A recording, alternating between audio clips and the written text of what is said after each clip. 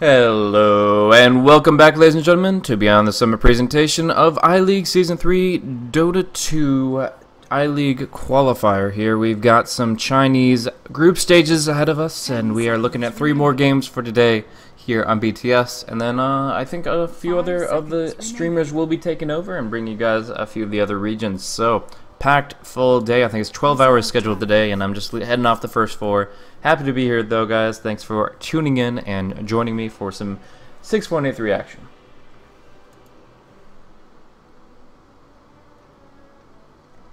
So, looking at the draft here, Braveheart versus Ehome. Ehome are already up 1-0, and they are bringing in the big guns here, bringing in the Wisp, as they're allowed to. But one thing I want to point out real quick before we delve into exactly what's been picked, I want to know what's not been picked. Batrider, who has in 6.83 been a first pick, first ban in China for the last several months, has not been picked, has not been banned, and we are now into the 4th pick for one of the 2 teams, considering picking it or maybe not. Like, I could understand why Braveheart would now not pick it because the IO relocate can destroy lasso plays, but oh my, I mean, the fact that Ehome haven't selected for themselves, that's just, I mean, RTK, like, well, what else are you going to go? It's Batrider. It's amazing for positioning control and lockdown, pickoffs. Like, the Chinese scene loves this hero, but it's just not there.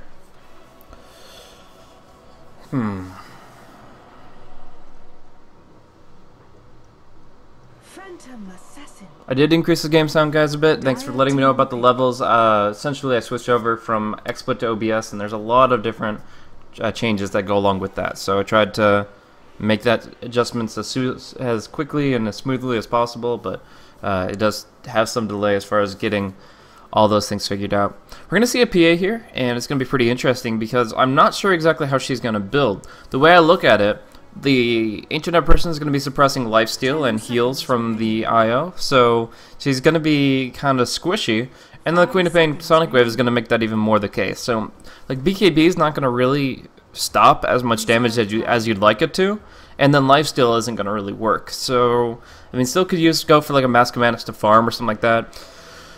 But otherwise, I'm really not sure as far as what item you really want on this hero in this kind of a game. It's just like you need to tank up, but at the same time, you really can't benefit from a lot of the items you normally would. Maybe something like a Vanguard or something. I know it's a weird build and it's not very popularized, but right now you're just looking for raw HP, like effective health, survivability. Thanks for the question, guys, but if you can hold them off until our next break here, we'll probably have a little bit more time between game 2 and 3, getting the next set of teams in the lobby, so I'd love to talk more 6.84 after the break, finishing off this game 2, but of course, we got some 6.83 in our hands, and I gotta stay focused. I can't keep theory crafting that new meta stuff while I'm trying to play-by-play this current one. And Viper first pick early on with the IO, I mean, they just have really good lanes. Like, right now, they know that they're going to be able to control the bounty runes with the IO Rubik. They know that they're going to be able to last hit better with the Viper. If this PA gets involved, gets aggressive, then there's no limit to their potential. I mean, they're able to get the overcharge heals with the tether, and IO is going to be able to enable PA to do whatever the hell she wants. Now, I'm kind of feeling like this might just be like IO plus PA in the mid lane, 2v1, and they can have the Viper in the safe lane with Rubik there. But they're off lane for RTK. The Magnus is the obvious ideal pick. Magnus is absolutely the pick they want, but I don't think Braveheart's going to give it to them. I think Braveheart's going to ban out the Magnus, and that's going to be the end of that. It's just too obvious of a pick, a synergy, a counter synergy, up against the PL and in favor of the PA. And, yeah, you guys make a good point. No sniper either. No sniper, no Batrider. I'm more surprised about the Batrider, because there's a lot of times where it's kind of just a, we really don't want to play against sniper kind of situation, but we don't really want to ban it out strategically, so we just go ahead and ban other things. And in this case, it just doesn't end up getting picked up, just because the game plan isn't going to revolve around the hero. I mean, statistically speaking, sniper isn't really that strong. It's more the optimization, where if you go for a very particular draft where you put a bunch of heroes in front of the sniper, give him a ton of support, he's able to do a lot. But you have to draft that, and in this case, opening up with like Queen of Pain, Ancient Apparition, yeah, you're not going to see that sniper, tree, clock, axe, everybody help out, Mr. Shoot 'em up. But the Spirit Breaker gets banned out, the Magnus does not. And I would be extremely surprised not to see Ehome go for it. I mean, they have picked up some kind of weird heroes, so maybe they're going for something even more different than what I'm thinking, but Magnus just seems too good here. You put RTK on that hero, you give him power to PA, and you're going to be able to do some wonderful, wonderful things. Undying's going to be the pickup, though, and this changes a lot. This changes how things are going to be playing out in the offlane in particular. And it really ups the tempo of the lineup in general. Like, they have some... I think the one thing to note between the two drafts is that they picked up Shadow Demon last game and Undying this game. And the thing that the two heroes have in common is the amplification of damage that's already being dealt. That essentially just goes in, and Soul Catcher or the Flesh Golem will amp up that damage and make it so that you can just tear through people really quickly. So they get heroes with good amounts of damage naturally, the Viper, the PA, and then they amp them up with these other heroes. The Undying, though, is going to be, it looks like kind of like an offlane. It looks like that's your third core. I mean, they could run I or Rubik core, but it seems unlikely. So I think, yeah, that we're going to be seeing that Undying hit the field as a hero that really wants to get some items, and we'll see exactly what those are. A Crimson Guard is really good this game, I think. Queen of Pain attacks pretty quick. PA, obviously, or PL with his illusions, obviously. But it's not going to do much against the Mass Serpent Wards, as the last pick here is going to be Shur's Shadow Shaman.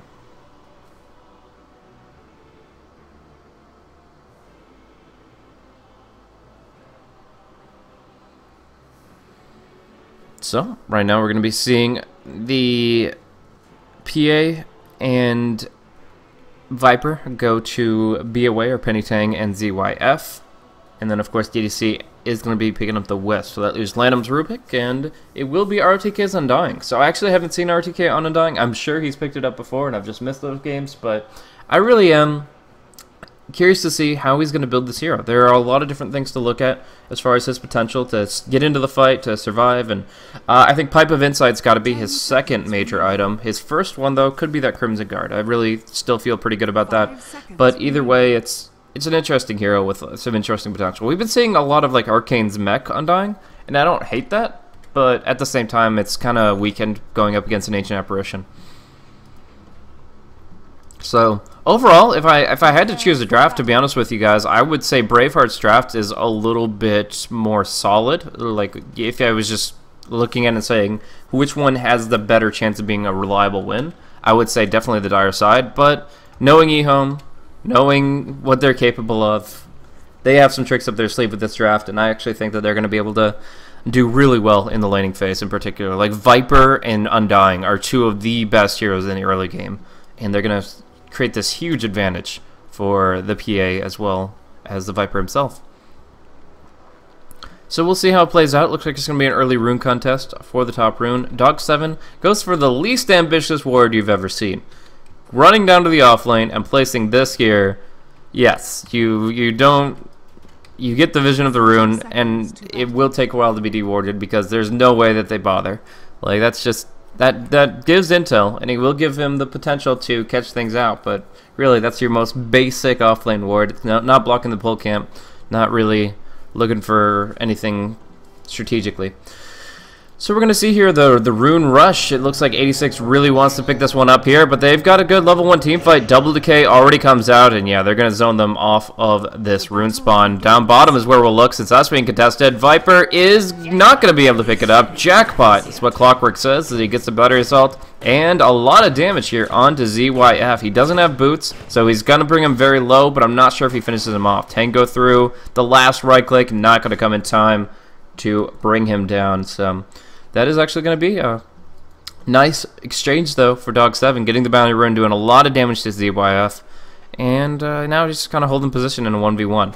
Now, the lane itself is going to be pretty miserable for him, because honestly, like, unless he rushes out boots, he's not going to be able to do much, but if he just plays like this and zones hard on the Viper, he'll at least be able to stop the first 2 creep waves from going into ZYF's hands, but he'll take a lot of harassment for it, and in the end, he's not going to be able to get another chance like what we just saw. He's never going to be in melee range of Viper again, and that means that he's overall going to be losing the lane. We see up here up top, we have a pull camp available, but it has to be stacked first. So the 2-minute stack is missed by Ancient Apparition and Shadow Shaman, and therefore they're in fight mode for another full minute. There's absolutely nothing they can do but fight it out. And RTK on the Undying, it's not necessarily a hero that you want to fight. I mean, he's got all this HP with the Decay, and he's going to put it to work. Actually, probably one of the better heroes to fight against the Chilling Touch. AA is considered a very powerful try-v-try hero as well with that Chilling Touch, but Decay is just one of those abilities that gives you so much HP to work with that you actually don't even worry about that magic damage at all. Like, Ether Shock and a right-click from a Chilling Touch should be taking out, like, over a third of somebody's health, and instead it's just poking him, doing little bits here and there. But he's got the Salve. He'll wait for a Decay stack or two to fall off, or no, he'll just get the bottle regen from DDC. After all, they did give him... Or they didn't give him the bounty rune, that's interesting. DDC went for a bottle rush, but they actually gave Penny Tang the bounty rune at the beginning. So he still had to wait it out for the bottle, but he gets the courier first. PA gets that extra bit of tangos with her permanent shield, and now she gets some assistance from the Wisp. Not sure whether this DD rune pickup. I don't think there's really any kill opportunity against the Queen of Pain. But courier snipe is definitely possible, so we'll see how patient he is. Right now, seeing absolutely nothing, but this tiny sliver of vision, nah, that won't give him anything. Oh well, nice idea. And if he gets the timing right, I mean, he could just blindly walk into it, but it does require a little bit of luck. 86 right now, getting some damage against him. Gonna just go in, get the first blood, and get the courier too. Oh man, at least he got the bottle off the courier in time, but still, the Rubik wasn't even needed for that kill. Penny Tang just controlled the lane too well. And now RTK is able to solo. That's the strength of the Undying Core, is that he can just kind of go into that offlaner. And yeah.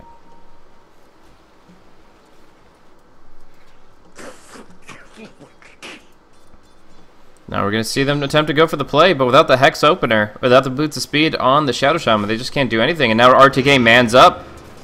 Single Decay, not ideal, but now he gets the Tombstone up.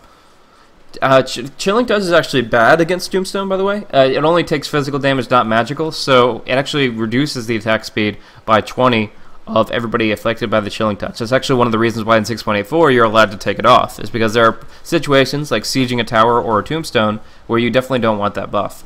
And I think that's a nice change. Even though it's a World of Warcraft buff remover system, you just click the buff. Either way.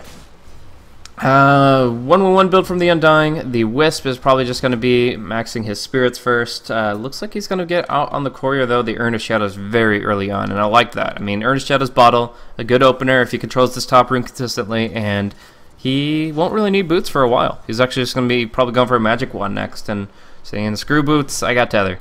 And he gets the Illusion Rune, which is pretty weak, but still going to be at least a refresher for his bottle.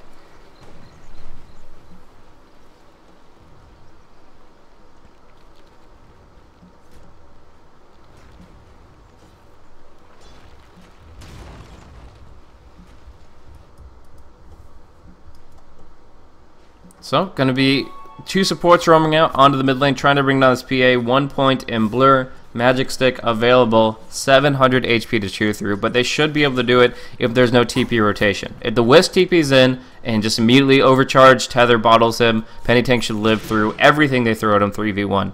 But there is the possibility he won't get any Blur dodges, even though he skilled it up.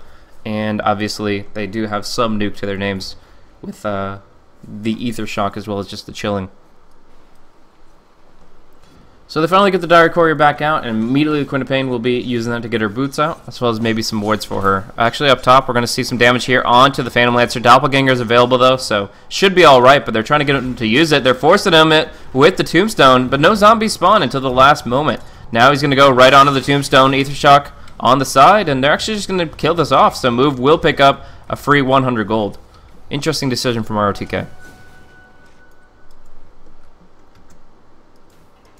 Down bottom, as you would expect, the Viper gets control back over the lane, but I didn't actually expect he'd suppress the Clockwork this much. I mean, the Clockwork here, he's only 7-0 against 33-18 of ZOS Viper.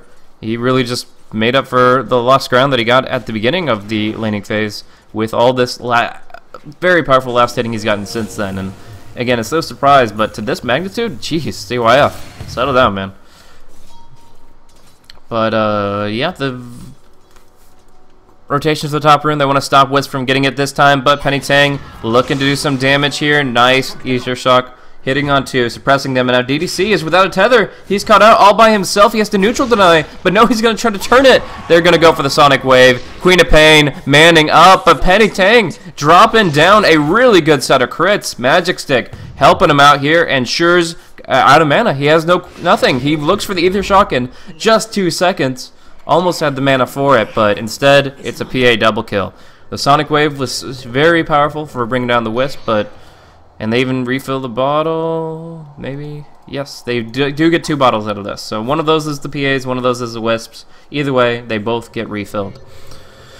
Thanks to the TP forward. But it is worth noting, yeah, that the Queen of Pain had a really good shot at those kills, but the Sonic Wave came out pretty late, and then the Shadow Shaman, just one value branch away from getting the kill on the PA the other way. Good pull through from Lanham. He's going to get a lot of golden experience if he just right-clicks these creeps down.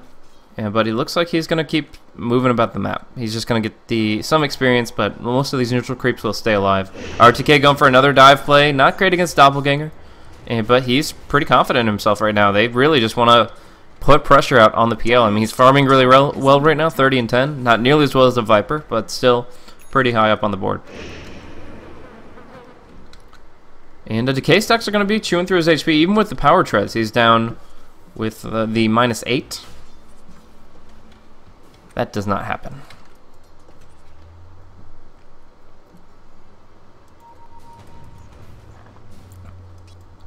So right now, just roaming around, the PA as well as the Rubik. Just pretty happy to keep farming away. Queen of Pain is winning the lane a little bit here, though. 41-16 versus 32 and 3 of the PA. You'd expect it just essentially with the ranged advantage. But this is still the ideal lanes for Ehome. Like, they don't want the PA to be stuck facing 1v1 the Clockwork. Oh, no Hex! No Hex means no survivability. The Shadow Shaman desperately needs to get to level 4. But right now he's just been forced off the lane so much trying to help his allies that he can't make time for himself. RTK now with the Soul Ring Tranquils going in deep, trying to go for the 2-man decay. Just a Tombstone will suffice for now. AA goes down, and Phantom Lancer is going to have to go as far on the run as he can. He will man up for a moment, but Lance, oh no, he's got Magic Stick. This is not going to happen. He's going to decay. The Sonic Wave's going to whiff, and the Rocket Flare is not going to be sufficient. The heals from DDC with the Urn of Shadows in the bottle. They doppel, they lance, they throw everything at him, but he is literally undying, guys, and he will survive through it all. Oh, that Sonic Wave whiff, and he just had too much. He already was walking in with a massive Magic Stick stack, and then he was able to get the Soul Rip off and the Decay. Sure, going down low, the Envenom weapon, gonna be taking him down. Ayo. We'll take that last hit. Very nicely done. In the meantime, in the mid lane, we see some massive pressure. We see a tier 1 being dropped down pretty quickly, and it looks like we're going to be seeing an early Battle Fury coming in from the PA. She doesn't need the crit, that's for sure. Top tower is under attack. So, not really going for a tempo build for this PA. Just kind of using the tempo heroes like the Undying and the Viper, and essentially using them to create the timing window where she's able to just go full farm mode. They're going to have that mechanism out pretty quickly on the Viper, and that means you'll get to use it even when in fights without the Ice Blast, possibly. This AA only being level 4.5. RTK gonna try to force move again to Doppelganger out, but as soon as he does, he knows PA is just gonna dagger him, and there it is. So they connect with the dagger. They're gonna try to slow. The zombie is on top, and he's down to 420, but it will be him disengaging under his own tower, and the tier 1 to fall up top for sure. I mean, they're collaborating, they're moving in, but they don't have the Sonic Wave yet. This hookshot has to be completely perfect. They have to break everything apart with the cogs. The next creep wave should be the tower kill, but it looks like Braveheart will try to force them back. Oh, hookshot actually missed it. It's on to blue. RTK caught out, but he's not the target you want to fire upon. He's got that decay. He's got the Magic Stick. He's okay for now, and he will be able to get out of the Cold Feet range in time. In the meantime, Telekinesis back. Dog 7 goes down. Move, taking a lot of damage, will bring down Lanham, getting a second kill on the board for them, but they're losing so much in the process. They lose the AA. It looks like they're losing the PL, but he will walk away with 190 HP. The Undying, I mean, look, he's back to full. He's back to full HP, just off of a Soul Rip and Trinkles. Ugh. This hero does not go down easy. Hookshot was really, I mean, you don't want to hookshot that hero, so I guess that was a tactical error, but yeah, they take a fight. They really can't manage without the Queen of Pain, and now they're in a tough position. 86, he pushes a little bit, but this tier 1 tower is certainly going down now. It's going to go last hit to the Undying, and we'll see what he does with it. It looks like a 4-staff for now. And Petty Tank down bottom, just throwing things at the Shadow Shaman. The second one of those crits, actually he's just going to go in on the creep wave, but the second one of those daggers crits. Shadow Shaman is pretty much toast, although he does finally have a point in Hex.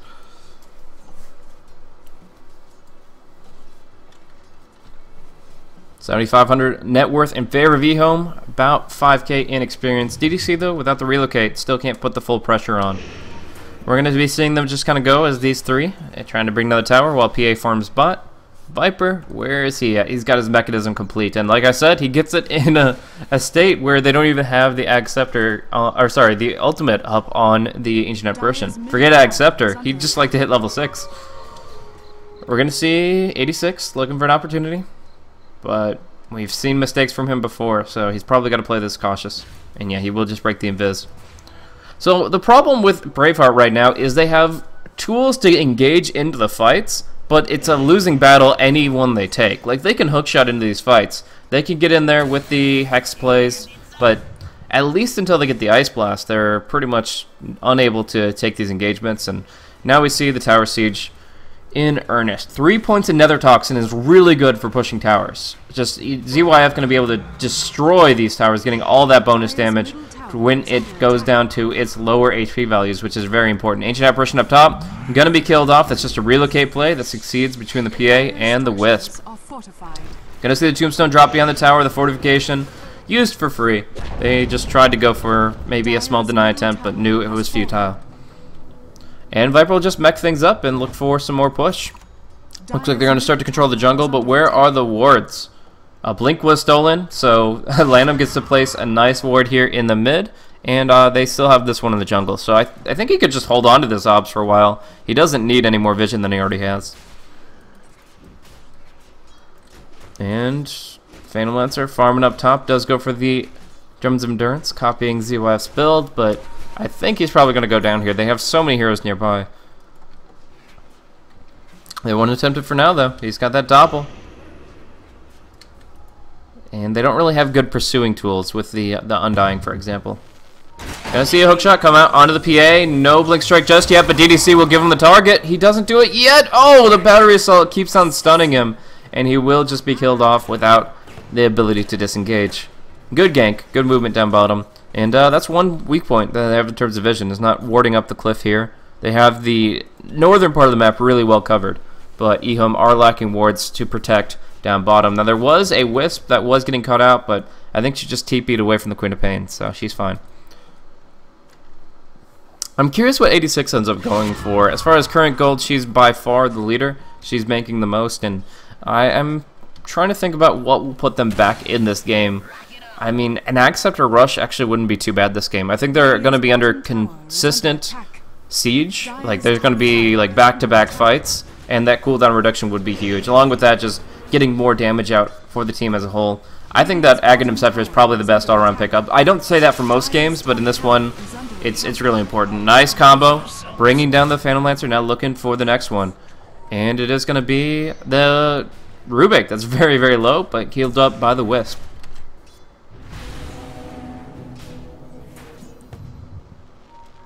Dire's top tower is under attack. Dire's structures are fortified.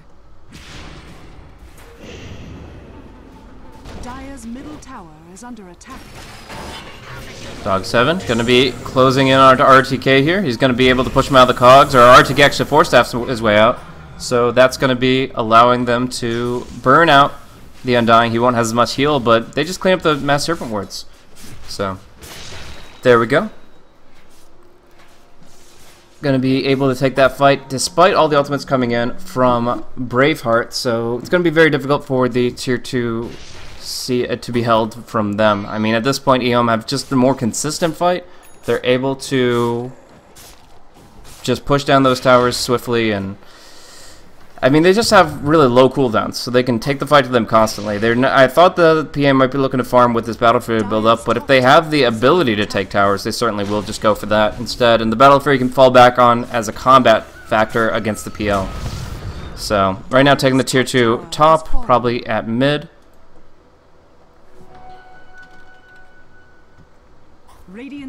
And looking pretty good right now.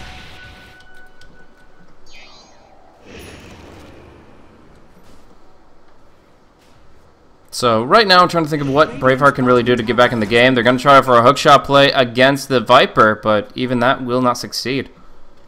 Preemptive mech just to make sure it doesn't catch him out, but even still. I think this Queen of Pain just needs some big item. Really just needs to spend her gold in some real capacity. And, oh, I didn't even notice. Aghanim Scepter. Oh my gosh, the Mass Serpent words were stolen. Tower is under attack. Radiant's bottom tower is under attack.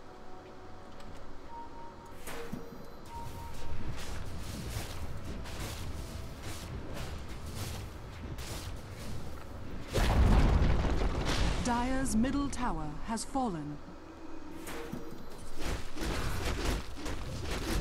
So he was going to go for the Aghanim Scepter on the Queen of Pain, 86. He knows what he needs to halt this pressure, to halt the push, but they're still going to lose 2 towers before that's even finished. Bottom tier 1 and tier 2 going to be going down for sure. Move. Also in a difficult position, but he is just going to doppel TP, and he should be fine. So Radiant Observer Wards covering up this part of the map here, and limiting Braveheart's room to safely farm.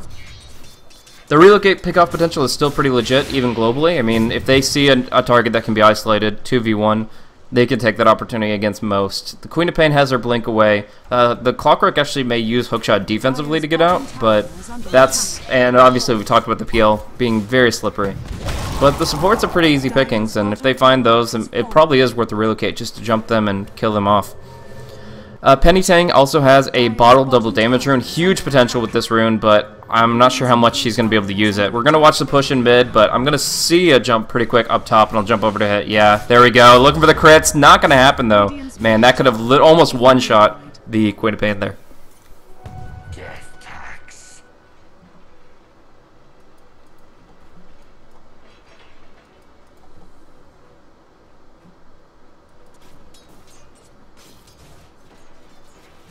So the end result is a tower deny for the tier 1 and mid. Pretty easy for Ehome to cover this territory, and now they've got the BKB up on the Viper.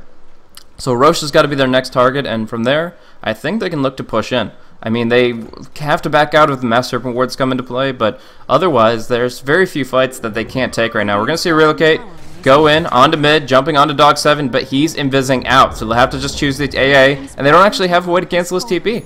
So he's going to get out, and now we see that they'll just kind of go back to doing their own thing. Ancients could be stolen. Roche could be farmed. But an invisible Clockwork in the midst trying to make that play. Detection is non-existent, and they're going to go and isolate Lanham here. He's going to get burst down quickly from the Sonic Wave. The mechanism not coming out in time, and now the Ice Blast hitting onto the PA. So she's not too confident in herself, but they've already exhausted pretty much everything they have. Like, that's their full arsenal, and all they're going to get out of it is the Rubik. So definitely going to be able to bring down the Roshan now, and even this buyback seems a little futile. I mean, I'd love to see it work. They will actually fall back from it, so even that is a strategic victory in my mind. Like, the fact that they're able to force them away from the pit for now. In part, it's due to the fact that Phantom Lancer is pushing top at the same time. They don't want to make a play that's a risk, whilst losing a tier 1 for free, because pretty much that's a guaranteed loss on the top lane, and then maybe a 60-40 fight that they could take in the pit. We're going to see now the Queen of Pain with that Sonic Wave at a 40-second cooldown, just spamming it out whenever she is taking those kind of smaller skirmishes, not the full 5-on-5, and just getting that nuke damage out. Essentially, that's the only way that she can contribute to these fights, is getting the consistent Sonic Waves out before Ehome can really recover from it. I mean, they've got the mechanism, but you hit that Ice Blast on multiple heroes, and that Sonic Wave actually does a lot of damage. We're going to see it here. Boom goes the dynamite. Kapow, says Queen of Pain, as she takes him down with the screen. And the Sonic Wave, yeah. Just Ice Blast plus Dire's the bottom tower spell is combo. under That's attack. plenty of damage there, and it puts them into shatter range immediately. So that's kind of what they need to have happen. It's just more opportunities where they can spam out, use their cooldowns that are now very short. I mean, the 40-second cooldown of the Ice Blast syncs up very well with the Queen of Pain at 40 seconds, and they're going to be looking to use that quite frequently. They're just trying to finish people off with a quick 1-2 punch, and all you really need for that is mana. So we'll see if they can find another opening, but for now, the Wisp has to relocate at the ready, and Dire actually get to farm their map for the first time in a long time. Goldgraph hovering above 10,000 advantage for Ehome, 5,000 advantage in terms of experience, and just to kind of extend that advantage, RTK goes for the Hand of Midas. So he'll be able to build up towards level 16, maybe work on an Ag Scepter next, feel pretty good about himself. Penny Tang, not going to get hit by the Ice Blast, and in fact, going to try to turn it around here. They're going to get hexed up inside the Mass Serpent Wards. Now the good shackles onto Penny Tang, and there's no stun to stop it. Oh man. With the Telekinesis on cooldown, Shadow Shaman's free to cast a big spells, and in this case, locking down the PA is huge. 86 still doing some good damage here. RTK, what are you doing here, man? Needs the Force Staff out. Oh no, they're throwing so many lives away, but they are baiting them in to the Viper here, so he'll get one kill. The Tombstone Zombies following through, and they're going to try to get at least one more, but the hook shot away or the TP away, either one should allow Dog 7 to retreat. So, good fight so far from Braveheart. Really just finding openings where they can get those kill exchanges favorably. I mean, the Shadow Shaman does go down, but everything working the way they want it to. They are really just taking the fight to Braveheart nicely with the Sonic Wave Aghanim Scepter. Still a move. Oh, whoa, DDC. This is just not the spot for you, man. He's going to go down. I mean, he has no TP scroll. He has a tether, and that's about it. But it looks like the Queen of Pain is still a little worried. She would have to blink. Oh, she had a haste. Ah, oh, come on. She had a haste rune. What's going to stop you if you have a haste rune? Like, honestly, if you look at the hard lockdown from these heroes, like Rubik lifting you into a double crit from the PA is the only thing that you have to be afraid of. I actually think the Queen of Pain absolutely could have gone for that in any situation with that haste rune. But it is what it is, 86. It's no surprise he's on his toes when they've been outplayed by Ehome every step of the way until about the past 3 or 4 minutes. So right when they start gaining momentum, they don't want to start going for over-aggressive plays and feeding. BKB up for the PA, so she's going to be able to tank up a lot more, and all that magic damage is rendered useless. So Queen of Pain going to do some decent work. Obviously the Ancient Apparition, Ice Blast still being very important, and Clockwork still has some physical damage, but otherwise they're going to have to right-click her down, and generally that's exactly what the PA wants, because Radiant's top tower is under attack. Radiant structures are she has the blur, she has the evasion, and now we're going to see actually the PA just burst down the Shadow Shaman. Quick crits from her with that BKB active, and they will get the Ancient Apparition as well. So now they go into the pit. They're going to take this one down pretty easy, but Rocket Flare going to scout it, and they're just going to keep pushing. If they buy back on the AA, there's actually a chance that they could fight Roche, but it's going down too quickly. So buy back on the Shadow Shaman may be useless. And the Aegis, yeah, will go down. So, Banded Lancer just keeps on farming it out. And we'll see how it goes.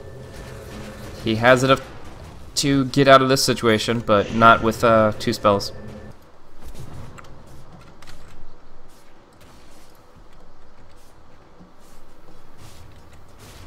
So, right now we've got 2 BKBs up. Oh, wow. Queen of Pain finding a kill on the Undying. I saw him TP up there, but I did not think he'd be so easy for them to bring down just without the Ice Blast. She goes in, she drops down 450 damage, and he's gone. Clockwork Rocket flares him, and he dies to Sonic Wave. Man, he just doesn't have any raw HP items. Thank goodness he now picks up the Ogre Club. He could go for a BKB too. That wouldn't be too bad. I still love Aghanim Scepter and Undying, but either one will do perfectly fine here. Anyways, I was looking at items, I was seeing that there was, BKBs on the Viper at 10 seconds. Still hasn't had to use it, and may not now, as they're getting a really good engagement here on the move. Heal's going to try to walk away, but that's just not going to happen. Now Dog 7 caught between a rock and a hard place. Penny Tang going to be able to slash him down too. Look at those blades glowing fine in the BKB.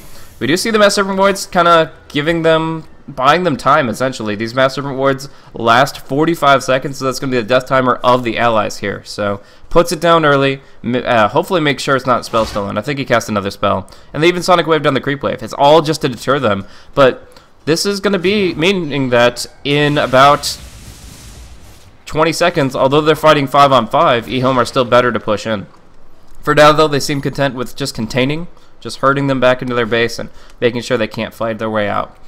BKB used for the first time for the Viper. PA, I think, twice now? Yeah, 8 seconds for her.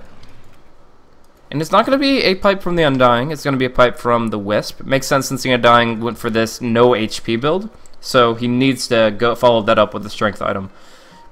Like, if he didn't go for the Force Staff, I could see Pipe of Insight in as his second item, but because he went for the Force Staff, he has to build up HP first, and that leaves the Pipe to the Wisp.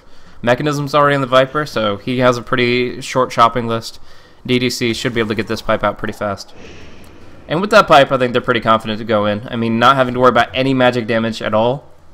I mean, there's barely 600 magic damage coming from Braveheart in the first place, so yeah, I think that they're going to be able to be pretty happy just pushing in. And that's going to come out all too swiftly. So here we are, seeing some good map control actually coming out from Braveheart. They have a gem on the Wisp, though, right? Gem purchased by the Wisp, given to the Viper, and oh my gosh, that's a dead Shadow Shaman. Rip. 3 armor, support level HP pool, no chance in hell to escape. So yeah, essentially we're going to be looking at some dewarding action. I don't know if the Viper walked right by this ward, but it is still standing, and they do have that gem. But for now, they'll just deward some sentry wards here. There's actually a lot of really good obs wards coming out for Braveheart. This one's kind of useless, but it's still there. And then there's this one that's going to be expiring pretty soon. But this one's still in play for a while. Unfortunately, I think it was the blur passive that made it so that they couldn't find that. Actually, I'm going to just be counter pushing up top. Looks like they won't find a kill. If this was what they were intending to do was force one solo hero to TP down here, and then they could go and kill her with the Queen of Pain. But because it's a relocate play, they actually can't go for the kill. So what they do is they wait those 12 seconds, and immediately you see the Necronomicon come out, and they start pushing. The backdoor protection is up, though, and they just can't race this. They can't fight through the backdoor protection. The creep wave is all the way back here. Necros or not, this tower will stand strong, and they're going to go into the base. So I like the idea, but the timing just isn't there with the creep wave, and they're just wasting everything. Wasting time, wasting Necros. Hey, Ice Blast connects, but other than that, not much. Finally, they're going to be able to bring down this tower just with the Phantom Lancer and the Queen of Pain. Actually, Sonic waved something down before she retreated, so she won't have that for 20 seconds, and it's going to be the Mass Serpent wards that they have to actually fight into. So they drop down the Tombstone, right-clicking the wards one piece at a time, and they will pretty much be able to one-shot them with the PA's current damage. So really nice cleanup of that ultimate. Just ends up being good gold, and actually Dog 7 going to get caught out here. Blade Mail doesn't come out in time, and he will just go down without using it.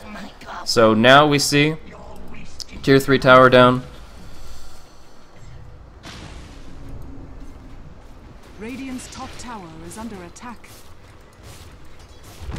And that's going to be an opening up for the Rax. But we're going to see this big fight break out. Penny Tang will lose her Aegis the Immortal, but everybody else is full HP. So they're going to have 5 full HP heroes to fight on 4, and they are on the run without ultimates. Ancient Apparition going down for sure. Cold Feet stolen.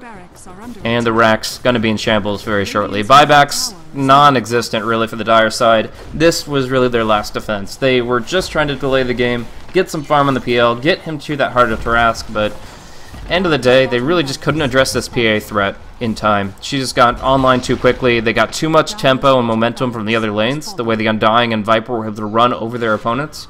And with only generating 9 kills, Braveheart just really can't bring it back. Some great play from the Queen of Pain, 86, really comboed up nicely with his supports, but it just doesn't matter in the end. There's just too much going against them. Now 2 lanes of Rax down. Next Roar Cycle should be the last, but with that, Braveheart will still keep trying. The PL does have some decent items. I mean, you look at his net worth, it's not amazing. In fact, it's being evened out by the Undying, who just got all that Rax gold, but it is still a PL with some decent farm, and we'll see if that Heart of Tarrasque can make the difference. Queen of Pain, just trying to split, push it out. We've seen some Rat Dota a little bit more and more over the past few weeks with this PL pick, and Queen of Pain adding into that with the Necronomicon. Still no way to address the PA directly, so I guess they're just going to have to avoid her and kind of go for their own thing. Go for their own push and try to avoid combat at all costs.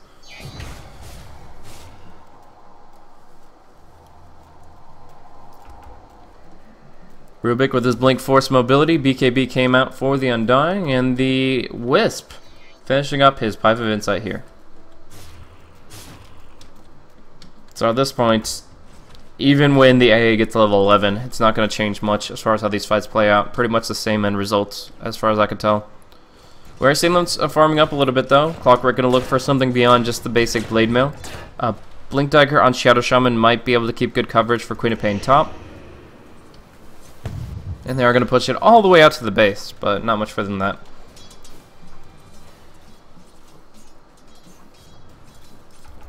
Oh, Ice Blast going to be sent through, not really doing too much. And the game goes to a standstill once again. They're just going to be waiting these next 1 to 4 minutes and then engaging into the pit. Ehome doesn't really have great vision tools right now. They actually have very little intel beyond just what the Observer Ward tells them. They do have a good Observer Ward here in the bottom lane, and that Sentry Ward is not going to take care of it. So they have some good idea of what's going on down bottom because of that ward, but as far as like vision into the pit itself, scouting to know when Roshan is up, that's not really a thing for them. Their team is just really lacking unless they steal the Rocket Flare, which doesn't seem likely. Penny Ting pretty confident going right down the mid lane, but I guess the Undying at his back, anybody would feel pretty good about themselves. Good to see the Force Staff come through to disengage Penny Ting if the going gets rough, but at least for now, doesn't even care about the Sonic Wave. That does just clear out the Creep Wave.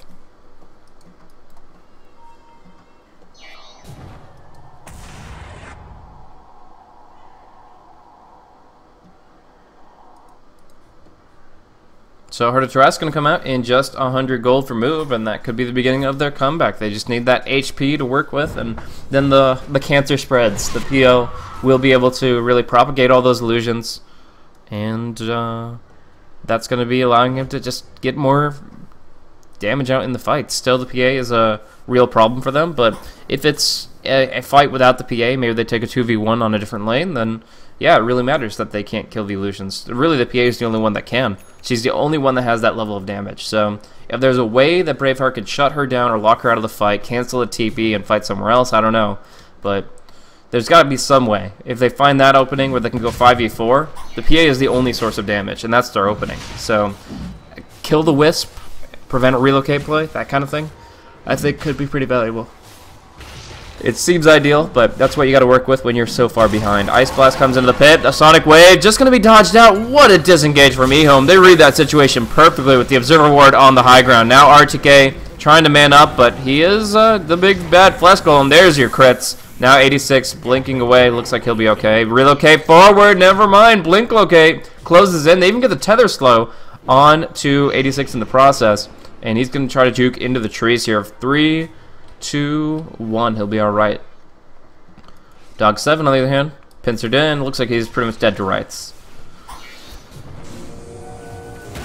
And that's going to be the death of the Clockwork and death of the other two, and that is going to be another attempt at Roshan. I say attempt because although they have Lanham's Master Rewards outside the pit for now, the big thing here is the Sonic Wave and Ice Blast cooldowns being back available once more. So if it wasn't for this double damage rune, I actually could say the Queen of Pain might be able to get in position in time, but as you can see, Penny Ting just does way too much damage with that rune, and she's going to be able to claim that really quickly.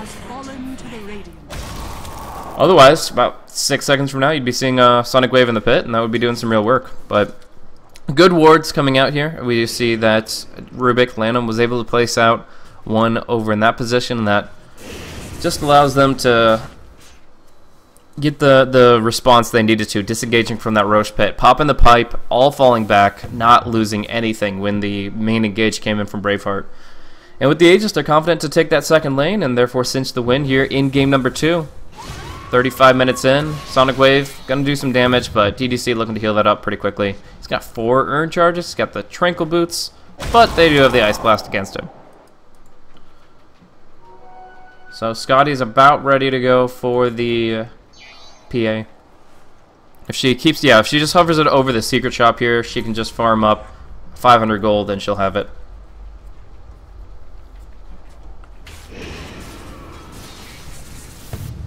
But they're looking to go in now. They have the Pipe of Insight. They say, why not? Try to at least force the glyph out, maybe some Mass Serpent Wards, and walk away with that. But the Mass Serpent Wards from Lanham are what they use to get into the base, and they're going to... Already the glyph's gone. Now jumping in. The Abyssal Blade onto Queen of Pain. That's the kill they need to guarantee this fight, but she will buy back here and try to dish out the Sonic Wave anyways. Wow. PA just doing some real work, but there's that Sonic Wave. The Ice Blast as well. RTK goes down, and Penny Tang are on the run. They're actually able to pick up the Undying here, as well as the Viper, ending his unstoppable streak. Penny Tang loses the Aegis. DDC going to have to relocate him out. Sad day. They're not going to be able to... Oh, they're not going to relocate him. They're just going to fight it. They're confident Penny Tang, but he's getting disabled hard. No BKB cooldown left, but he's still fighting it out. He's still doing the damage. They won't get another Ice Blast on him, and Penny Tang is now in full man mode, going hard onto the PL. There's your cleave. There's the crits. Triple kill. Going for the ultra kill. Almost gets it, too. Ultra kill stolen by the Rubik, but even still, an impressive showing from Penny Tang. Oh, man. Lanham. Oh my gosh, this is crazy. Fade Bolt will kill him off. Double kill for him. The buyback here is not really to do much at all, because the buyback gold penalty prevents him from farming. It's literally just to defend the tier 4s, and it only really buys them a couple hundred HP on it. I don't really feel that buyback was necessary, but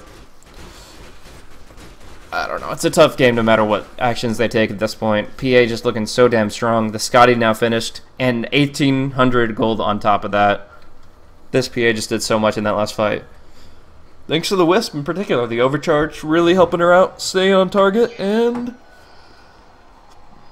it ends favorably for them, despite the pretty good movement from Braveheart. Just get the Sonic Wave Ice Blast combo to lock down the PA as best they could. They thought that she needed BKB to fight them, but she proved them quite wrong.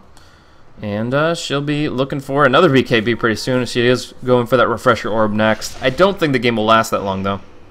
It's actually going to be a relocate back, but that means they have 12 seconds, right? Okay, no, it was used a little while back, so that was a relocate forward, some damage up top, and then they end up rubber banding back. So a little weird as far as tactics go, but doesn't really matter in the end.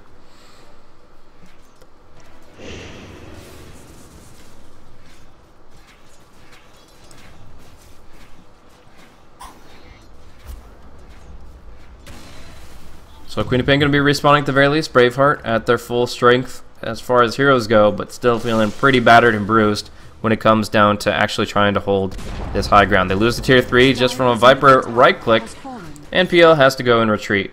No items farmed up for him since that buyback, and it seems unlikely he'll find anything else. As we do see the push in, the last attempt, the Midnight Hour for Braveheart. Nice Sonic Wave, but there's the jump in. BKB Abyssal Blade. They're bringing heroes down fast. Down goes the Clockwork. Down goes the Shadow Shaman. And now it's move on the front line. Phantom Lancer versus the PA, but she's got the evasion. She's got the cleave. They just try to focus the Viper, and he's not going to go down either. And now the Rack's going to be dropped. The relocate, not just to heal everybody up from the fountain. The Wisp is back in it, and the GG is called. Really good attempt from Braveheart to hold it. They stay resolute for as long as they can, but in the end, it is a 2-0 in favor of Ehome. Just too strong in terms of tempo and in terms of a carry. PA was really able to do a lot of work, and the rest of Ehome's heroes were able to build that momentum that she didn't even have to fight for it. Awesome game from Ehome, showing really just how strong they can be in back-to-back engagements and just keeping the tempo up. We're going to be seeing them, a lot of them in the future, but I think that's going to be wrapping up their participation with us here in iLeague today. So, moving forward into the rest of the tournament, we have one more best of 2 coming your guys' way, and we're going to be seeing that in just a few minutes here. It's scheduled like right this second, so the lobby should be hosted and we should be getting underway. But yeah, we saw Ehome versus Braveheart. Now we're looking at Newbie versus Tongfu Wanzhou, and that will be very fun to see. I think Newbie, they've had their ups and downs. They are no longer the reliable bet. They're like, you look at them and you're like, well, maybe they'll perform the way they used to, and maybe they won't. And without the direction of Zhao Wei, obviously the team's fallen on hard times. So we're looking at Newbie that needs to really get their act together, and maybe this next game will be a step in that right direction. But Tongfu Wanzhou going to give them a run for their money, and we'll be seeing that very shortly here. Thanks for tuning in once again. I myself am Blaze. Happy to be able to broadcast this game to you guys on behalf of Beyond the Summit. Sorry guys, it's still a little early, still getting the caffeine rolling, but we'll get into this next game, and I think it'll be a little bit of a closer matchup, so should be fun. Thanks for tuning in. See you guys in the next game very shortly. 2-0 for Ehome, and we'll be seeing Newbie versus Tongfu Wanzhou in just a couple minutes.